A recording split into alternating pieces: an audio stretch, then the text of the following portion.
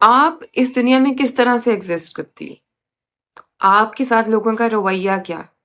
आपकी specific person का रवैया आपके साथ क्या है? आपके पेरेंट्स का रवैया आपके साथ क्या है? आपके सिबलिंग्स का रवैया आपके साथ क्या है? किस तरह से आपको लोग पसंद करते हैं या नहीं पसंद करते? किस तरह से लोग आपको इम्पोर्टेंस देते हैं या नहीं देते? किस तरह से लोग आपको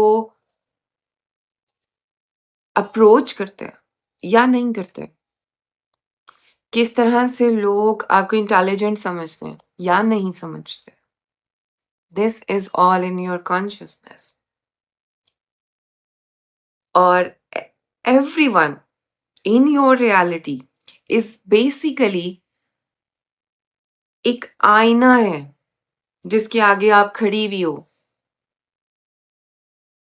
आप energetically at your thought level अपनी कॉन्शियसनेस में जिस तरह से एग्जिस्ट कर रही हो उसी तरह से ये लोग आपके साथ पेश आ रहे हैं।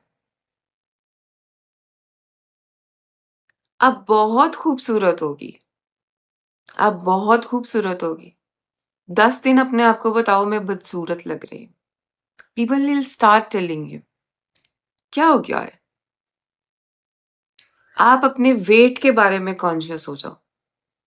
इतना ज़्यादा वेट हो भी ना बट आप कॉन्शियस हो जाओ। I have I have put on so much of weight. People will start telling you. आप कुछ आम से कपड़े पहनो और बहुत हल्का-सा मेकअप करो बट आप अपने आप को शीशे में बता के जाओ यार आज तो मैं कमाल लग रही हूँ और उस चीज़ को बहुत अच्छी तरह से फ़ील करके जाओ।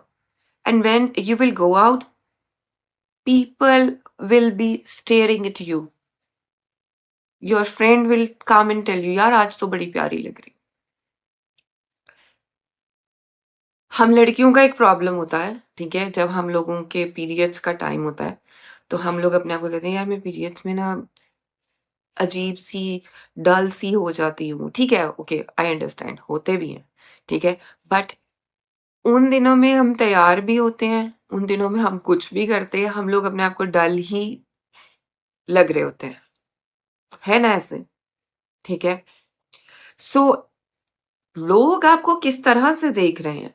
लोग आपसे अगर जेलस भी हो रहे हैं, it's because you think that they are jealous of me. लोग आपके साथ क्या रवैया रखते हैं, it's because you think they can do this to me.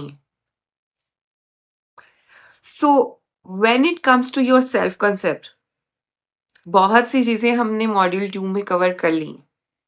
But this is important because you have to create a list of affirmations for you, ठीक है? क्योंकि सेल्फ कांसेप्ट के लिए जो द बेस्ट वे है या तो वो रैम्पेज होती है या वो मिरर वर्क होता है या वो मेडिटेशन होती है, ठीक है? Because we don't have time, so much of time because हम मैनिफेस्टेशन में लगे होते हैं, ठीक है? सो सेल्फ कांसेप्ट के लिए आपको एक लिस्ट क्रिएट करनी है, ठीक है? जिसके अंदर आप ये भी लिख सकती हो, अगर आपके पेरेंट्स का और आपका तौर-तरीका my parents love me so much, ठीक है? They respect me so much, my siblings love me so much, everyone loves me so much. If the problem is love, if the problem is respect, you can do this as well, everyone respects me so much, ठीक है? उसके बाद everyone wants to be my friend, ठीक है?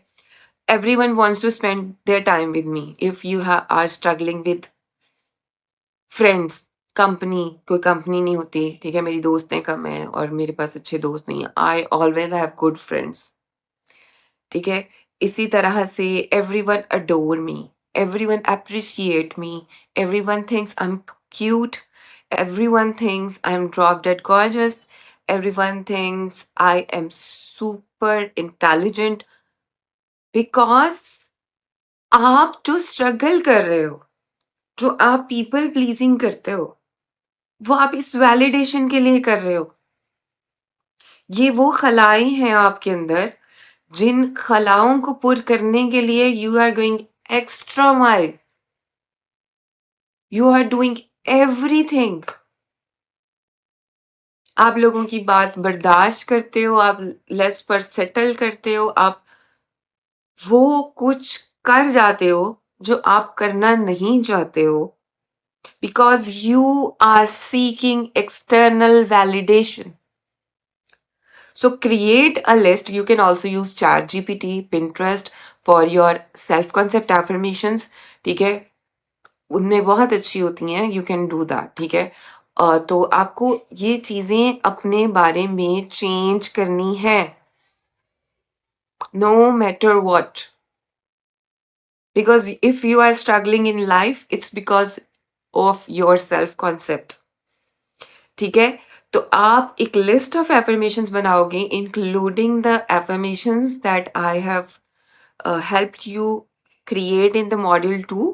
उसके साथ-साथ आप इस एफर्मेशन को भी इस लिस्ट को भी ऐड करोगे. ठीक है?